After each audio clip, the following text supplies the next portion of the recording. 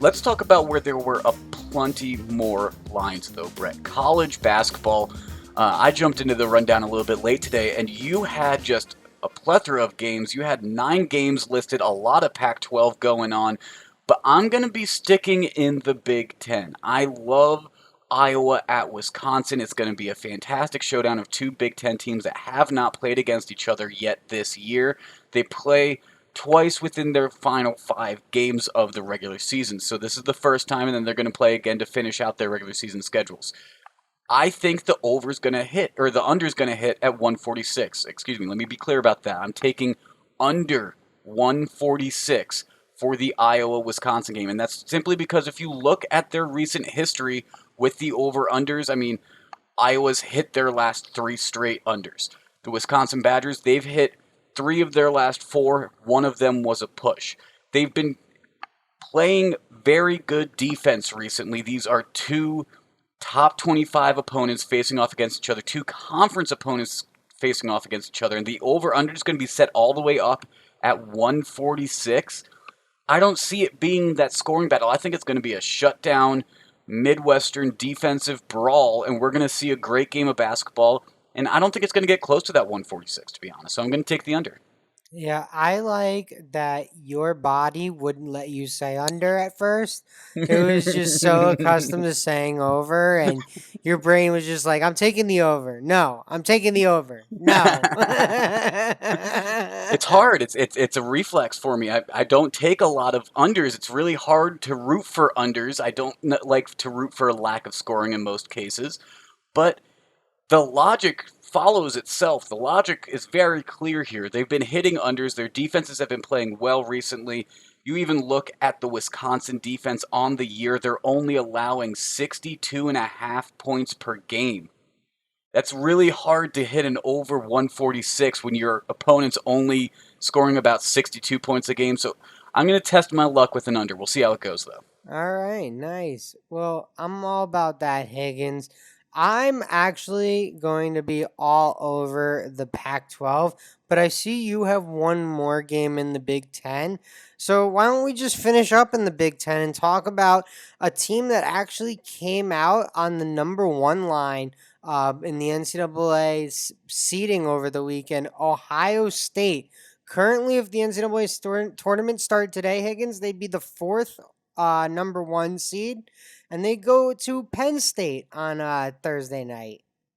And this is a rivalry game, so I understand why the spread's only at 5.5 points in favor of the Buckeyes who are on the road in Happy Valley. But let's be honest. Penn State and Ohio State are playing 2 different levels of basketball. Ohio State is the much better team, and if there wasn't a rivalry aspect to this game, that spread probably should be in the double digits here. Ohio State's gonna win that game.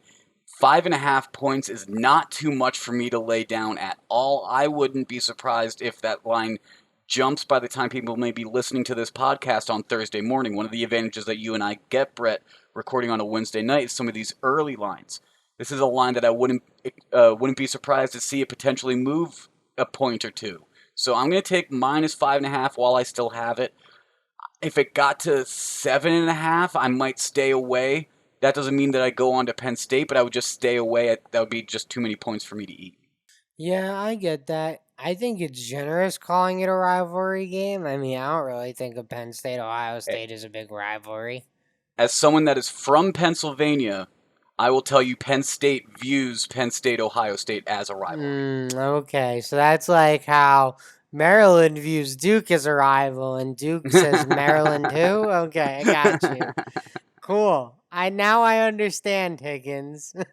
Yes, it there is a rivalry aspect to it. Ohio State Michigan is obviously the more known Yeah, that's what I the was more thinking known of. rivalry between those two, or between Ohio State and their competition. But Ohio State Penn State does have a long history of playing each other. Gotcha. Well, yeah, the Big Ten. I'm sure, and I'm sure that I'm sure they've had a lot of good games over their years. But I'm all over the Pac-12 tomorrow night, Higgins. and I'm really all over the bottom of the Pac 12. So, just a blast. I'm a joy to watch college basketball with. I'll start off with Utah at Oregon State. Oregon State plus 2.5 point dogs, minus 105. Well, that doesn't make very much sense to me, Higgins. Oregon State, not great this year, 10-10, Utah 9-8. But Oregon State's got 9 wins on their home court, Higgins. Utah 3-5 on the road. So I'm gonna say Oregon State at home is probably the play with the points here. I think this one will be close. So I'm really just taking the side with the points and the side with 9 of their 10 wins coming on their home court. I agree with everything you said. I mean, Oregon State has done well for me in the few games that I have bet on them this year. They've played at home pretty well as well. If you weren't on this game, I would have probably found myself on the money line. I think Oregon State's going to win this game outright. But to be honest, even though that's not quite the pillars, I don't want to jeopardize your spread pick in this game, so I decided to stay away from it in general. But I think the Beavers are going to absolutely handle that game and win. I appreciate you staying away from me, Higgins. Really greatly appreciate it. I need all the wins I can get. Knock on wood. I don't want to count my chickens before they hatch. But I'm on another game. Washington State hosts Cal. Cal is currently the worst team in the Pac 12, Higgins. But you know who was the worst team in the Pac 12 going into Monday? Washington. I was going to say, it has to be the team that you have auto-faded rather regularly on this show. Yes, Washington. Now, I mentioned in our last episode I was staying away from the Washington State game. I didn't want to touch the Apple Cup. I thought 7 was too many points. Washington actually won that one outright versus Washington State. I think Kyle Smith gets his team fired up for this one against Cal. They're not going to lose to the bottom 2 teams back to back games in the Pac 12. This is just a bounce back spot for me, Higgins. -3 is the perfect number to bounce back on. Cal is the perfect team to bounce back on. I just love this spot for Washington State.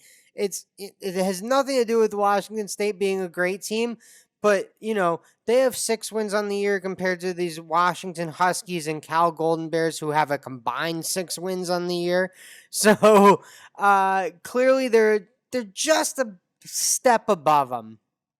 You're a bold man betting on losing basketball. I could never. I could never. I love losing basketball games. You know why? Because no one else is betting on them, so there won't be any line movement. There's just no consistency for me, so it's picking out of a hat in a sense of who's going to win between two losing programs. Most of the time, I end up finding myself staying away, but I mean, you're right. It should be a bounce back game. You just lost your rivalry game that you were favored to win, and now you have a home game against the other bottom feeder in your conference. Everything you said makes sense for it to be a bounce back game. Yeah, and you know what, Higgins? I'll do you a favor. I'll pick a winning team against a team that's riding a little high right now.